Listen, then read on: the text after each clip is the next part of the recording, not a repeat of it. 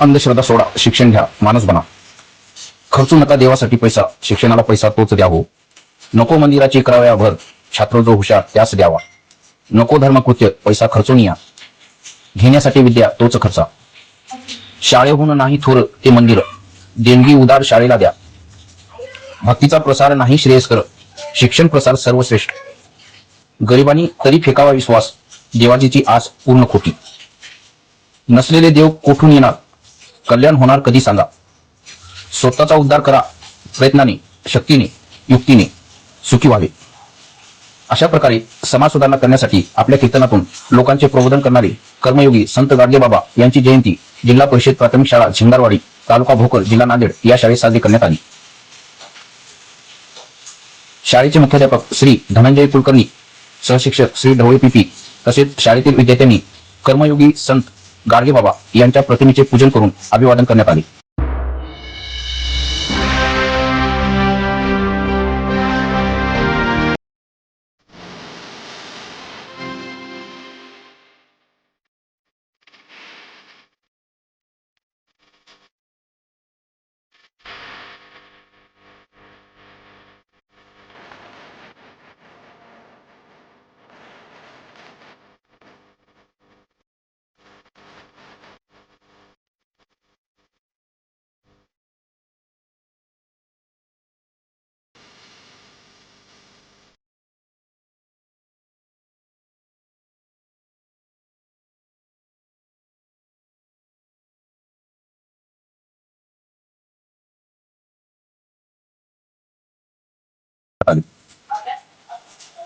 त्यानंतर शाळेचे मुख्याध्यापक श्री धनंजय कुलकर्णी यांनी कर्मयोगी संत गाडगेबाबा यांच्या जीवनावर, कार्यावर अतिशय सोप्या आणि विद्यार्थ्यांना समजेल अशा भाषेत भाषण केले आणि विद्यार्थ्यांना मार्गदर्शन केले. दुसरी एक गोष्ट महत्वाची त्यांनी सांगितली, शिक्षण ही शिक्षण घ्या.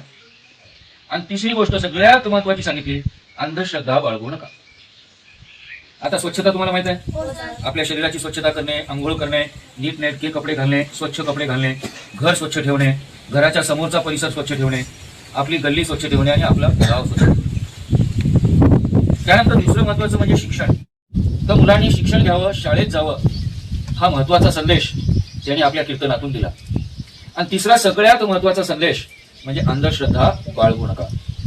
देवाला नवस करणे, नवस करून त्याला बळी देणे, मग बळी कोंबड्याचा असो, बकऱ्याचा असो, बकरीचा असो, मेंढीचा असो की इतर कोणत्याही प्राण्याचा बळी देणे असो. त्यांचं म्हणणं होतं, दगडात देव नाही, माणसात देव आहे. दगडात देव नाही, माणसात देव आहे. त्यामुळे एकमेकाशी चांगलं वागा, एकमेकांना मदत करा आणि आपली प्रगती करा. अंधश्रद्धा कधीच बाळगू नका. मांजर आडवी गेली, अपशकुन झाला, या अशा अंधश्रद्धा बाळगण्यामुळे माणसाची प्रगती होत नाही. देवाला नवस करणे, यात्रेला जाणे, जत्रेला जाणे, जत्रेवर खर्च करणे, यात्रेवर खर्च करणे, पूजा पाठावर भरमसाठ खर्च करणे, लग्न कार्यामध्ये भरमसाठ खर्च करणे आणि कर्ज घेऊन सण करणे. घरात पैसा नाही तरी कर्ज घ्यायचं सावकाराकडून आणि कर्ज घेऊन मुलींचे लग्न करणे, कर्ज घेऊन सण करणे, कर्ज घेऊन यात्रा करणे. यामुळे तुमची प्रगती होणार नाही. कर्ज तुमच्या डोक्यावर बसेल. कर्ज फेडता फेडता तुमचं सगळं उत्पन्न या कर्जात जाईल. म्हणून मेहनतीने, श्रमाने कमवलेला पैसा हा तुमच्या लेकराच्या शिक्षणासाठी लावा. लेकरांना शिक्षण द्या, हा महत्वाचा संदेश ते लोकांना देत. मग ते काय करायचे, गावगाव फिरायचे. त्यांच्या अंगावर कधीही नीट नेटका भारीचा असे कपडे नसायचे. फाटके तुटके ठिगळ लावलेले कपडे सुद्धा घालायचे ते. त्यांच्या हातामध्ये फुटकं मडकं असायचं, त्याला गाडगं म्हणतात. आणि एक खराटा, खराटा म्हणजे झाडू, आणि डोक्याला एक मुंडा असं बांधलेलं म्हणजे फेटा, छोटा रुमाल बांधलेला. ते ज्या गावात जायचे, गावात गेल्या गेल्या खराटा घेऊन, झाडू घेऊन गाव झाडायला सुरुवात करायची. जिथे जिथे घाण कचरा आहे तो सगळा कचरा गावातला झाडायला सुरुवात करायची. मग जेव्हा लोक बघायचे की आपल्या गावात कोणीतरी आलंय आणि आपलं गाव झाडतोय, लोकांना लाज वाटायची. मग लोक सुद्धा त्यांच्यासोबत गाव झाडायला सुरुवात करायची. गावाची सगळी स्वच्छता झाली, कचऱ्याची विल्हेवाट लावली की ते आंघोळ वगैरे करायचे. कोणी भाकरी दिली, कोणी जेवण दिलं, ते जेवण करायचे. दुपारी गावातल्या लोकांना जमून ते मार्गदर्शन करायचे आणि संध्याकाळी गावाच्या पारावर किंवा गावाच्या मध्यभागी ते कीर्तन करायचे. गोपाला गोपाला देवकी नंदन गोपाला, हे त्यांची वाक्य असायची. दगडाच्या दोन ठिकरे घेऊन सुद्धा त्याचे चिपळ करून ते वाजवायचे आणि आपल्या कीर्तनातून ते लोकांना महत्वाचे हे 3 संदेश द्यायचे. अंधश्रद्धा बाळगू नका, भूताखितावर विश्वास ठेवू नका, कर्ज काढून सण करू नका, कर्ज काढून देवधर्म करू नका, कर्ज काढून लग्न करू नका, आम्ही आपल्या मुलांना शिकवा, शिक्षण द्या. हे 100 वर्षापूर्वी ते सांगायचे. आणि तुम्हाला वाटतं की नाही की आपल्या गावासाठी आजही आवश्यक आहे? आजही आपण कर्ज काढून लग्न करतो, आजही आपल्या गावात अंधश्रद्धा आहेत. आपण बळी देतो. बळी देणे म्हणजे बकरं कापणे, मेंढी कापणे आणि देवाचा सण करणे. काय होतं जर कोंबडी बकरी नाही कापली तर? देवाला कधीच राग येत नसतो. देव आपल्याला कधी म्हणत नाही, तुम्ही ज्या कोणा ईश्वराला मानता तो कधीच म्हणत नाही की मला बकरं दे, मला कोंबडं दे. खरं तर काय आहे, माणसानं माणसाशी माणसासारखं वागावं, आणि अडचणीला एकमेकांना मदत करावी. आज आपण याला मदत केली, उद्या तो आपल्याला मदत करेल. लेकरं शिकवावी. आता 4थी खऱ्या अर्थानं आपण केली, गाडगेबाबांचे विचार खऱ्या अर्थाने आपण शिकलो, हे निश्चित होईल. अन्यथा गाडगेबाबांना हार घालायचा, गाडगेबाबा की जय म्हणायचं आणि 5वी पासून 10वी पर्यंत मग आपण वह्या घ्यायच्या.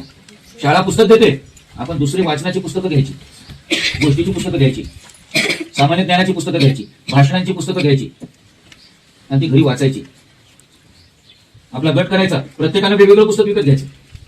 सगळ्यांनी एकच पुस्तक घ्यायचं नाही, वेगवेगळं. कोणी भाषणाचं घ्यायचं, कोणी सामान्य ज्ञानाचं घ्यायचं, कोणी गोष्टींचं घ्यायचं. मग आपलं पुस्तक वाचणं झालं की आपलं त्याला द्यायचं, त्याचं पुस्तक आपण वाचायचं. दरवर्षी 4-5 पुस्तकं तरी विकत घ्यायची. जत्रेमध्ये खेळणे विकत घेण्यापेक्षा भोकरला गेलं कधी तिथं जायचं पुस्तकाच्या दुकानात, पुस्तकं विकत घ्यायची, चांगल्या मोठमोठ्या वह्या घ्यायच्या आणि अभ्यास करायचा. आज गाडगेबाबाची जयंती आहे. गाडगेबाबांना खऱ्या अर्थानं अभिवादन जर करायचं असेल तर आज तुम्ही मनामध्ये ठरवा की 5वी नंतर आम्ही उठसूट गावात येणार नाही, जत्रा यात्रा करत फिरणार नाही, मन लावून अभ्यास करणार, मन लावून शिक्षण घेणार आणि चांगला व्यक्ती होणार.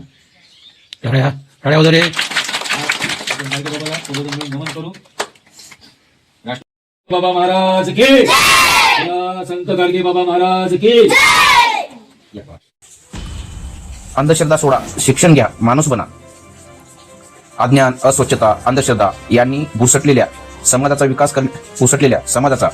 विकास करण्याचे व्रत हाती घेऊन कीर्तनासारखे प्रभावी माध्यम वापरून समाज सुधारण्याचे कार्य करणारे संत गाडगेबाबा यांची जयंती साजरी करण्यात आली.